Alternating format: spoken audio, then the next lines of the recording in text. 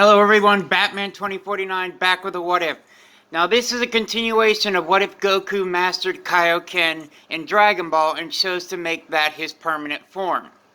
When we last left off, Goku and Gohan were going to Namek to revive Piccolo, Tien, Krillin was killed in the last part, also Yamcha and Chaozu. They're going to Namek. Now I didn't explain last time, but Gohan snuck aboard the ship behind Chi-Chi's back. Alright, with that all said and done, let's go. Throughout the trip to Namek, Goku and Gohan are training. Goku uses his Kaioken to push Gohan to the limits. Now Gohan can use a form of Super Saiyan, but it's not Super Saiyan itself. It's more like a mutated state. This is Goku in his Kaioken form. This is kind of what Gohan would look like with the Super Saiyan power, but without the aura, or without the transformation. But this story is soloed around him. Now, as they're getting closer and closer to Namek, they trained in gravity. At the start, it was 50 times. By the time they got to Namek, the gravity was 500. Now, let's do a little bit of power scaling. Goku, before the trip, was at 150,000. Gohan was at 50,000. When they landed, Goku was at 1,500,000. Gohan trailed at 1 million.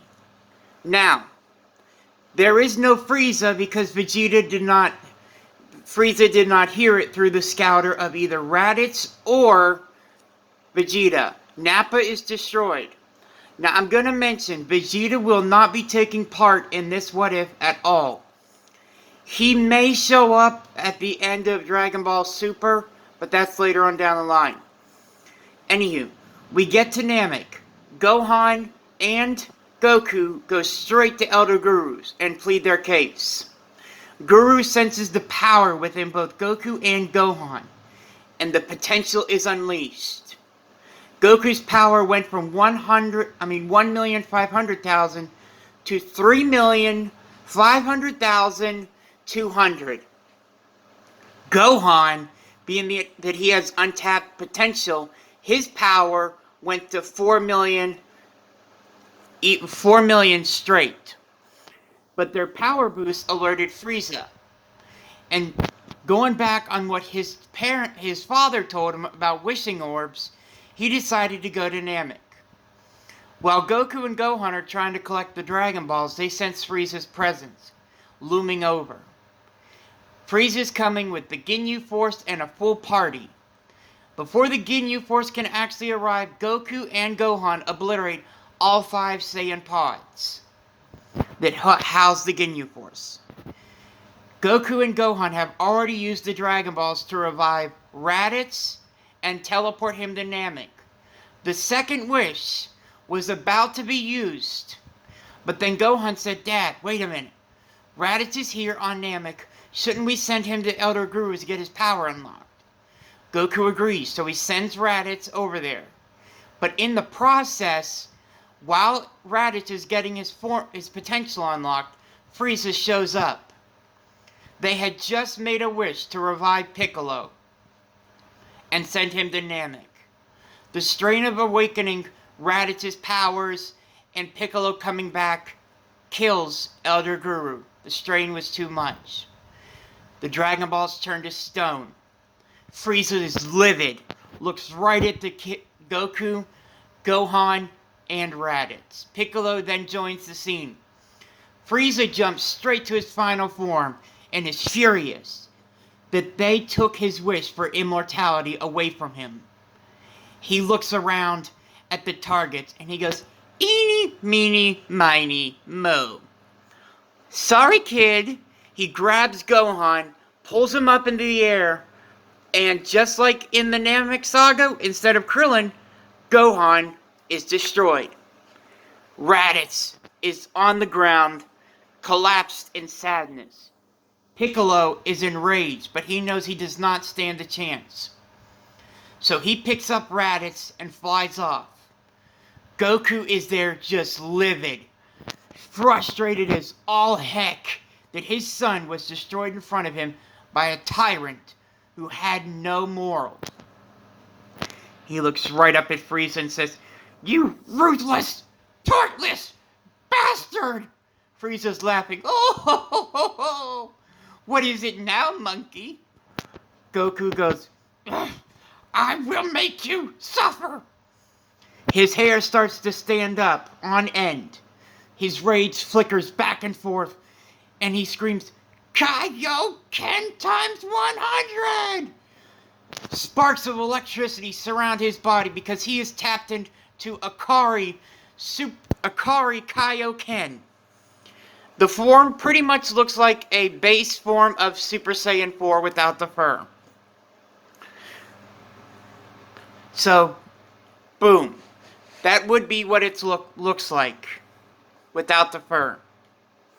Now, Goku is furious. He just starts wailing on Frieza left and right, destroying his minions ferociously out of anger. Frieza powers up to 100%, and Goku just lays the smackdown on him. Now remember, before the power-up, Goku was at 3,500,000.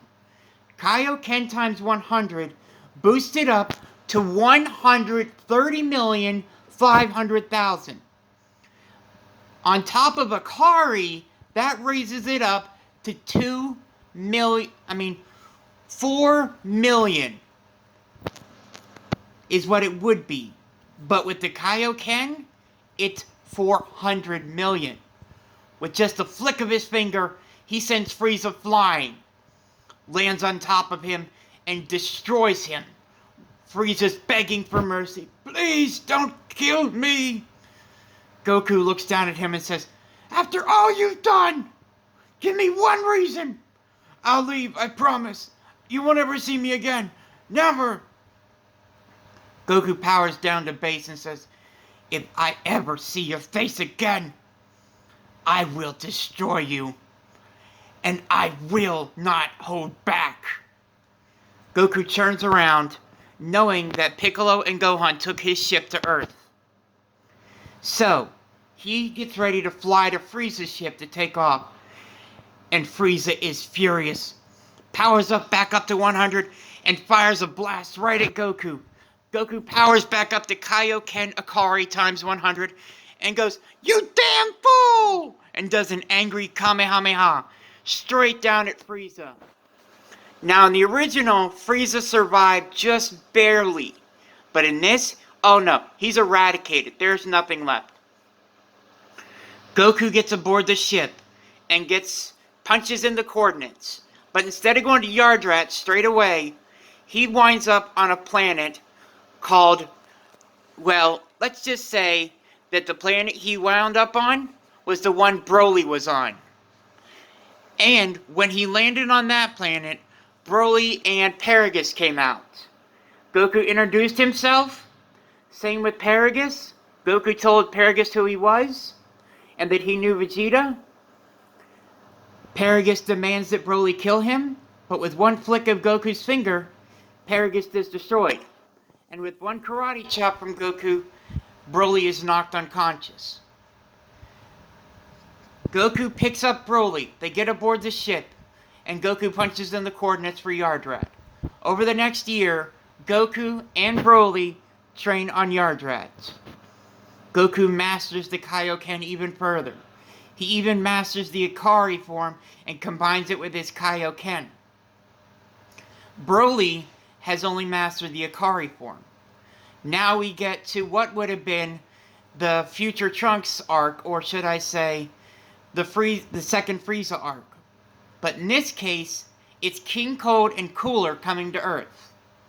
Raditz, Gohan, Piccolo, and all the other Z fighters sense the presence. Goku had communicated with King Kai, telling him to send Raditz and Gohan into the hyperbolic time chamber for 3 days. Keep in mind, 1 day is a year in there. So they spent 3 years. Raditz achieved Super Saiyan, and Gohan achieved a mutated form of Super Saiyan, which will be explained in a later episode. When King Cold and Cooler step out, instead of being future Trunks, another warrior from the future steps out. A female warrior. Slices King Cold into pieces and blows him to bits. Walks over towards Cooler and with one hand obliterates him. Then, instead of obliterating the ship, obliterates the bad guys, looks over at the woman named Bulma and says, "You're Bulma, right?" "Yes." "Take the ship and reverse engineer it. Use it. Make a lot more money out of it. You're gonna need it." "But I'm already rich." "It's not for you. It's for somebody else." Goku and Broly arrive on the scene, knowing what had happened. Broly walks over and introduces himself, walks off. At this point, Chilai is also a part of this story, so Chilai and Broly will still get together. Krillin will still end up with Android 18. I cannot stress that enough. Goku walks up to the mysterious figure. He says, "Who are you? Your presence seems familiar." The person pulls back her hood and says, "I'm not surprised you don't remember me, Kakarot. After all, the last time you saw me, you were just a baby. Come on, Kakarot. Don't you recognize me?" Goku goes, "It can't be. I'm starting to remember. Wait a minute, you're my..." And we leave this part off with Goku encountering a warrior from the future that he should know from the past. Until then, may the power protect you always. Never forget it's your move. May the force be with you. Kamehameha. Bye-bye.